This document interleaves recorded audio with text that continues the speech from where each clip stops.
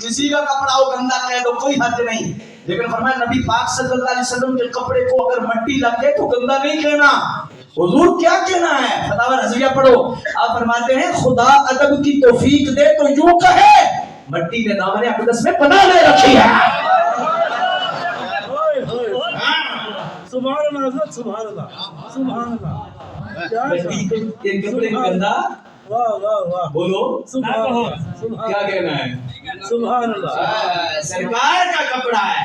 तो हजरात गौर कर कि अगर कपड़े को जो इमाम गंदा नहीं कहने दे रहा, सीने पे हाथ रख, मारने की इजाजत नहीं, हाथ रख के सुनना है। मैंने बाबा जी से पूछा ये दरअसल क्या सीने पे वो कहने लगे जिस सीने से अबू बकर उमर नहीं थे दरअसल नहीं होती।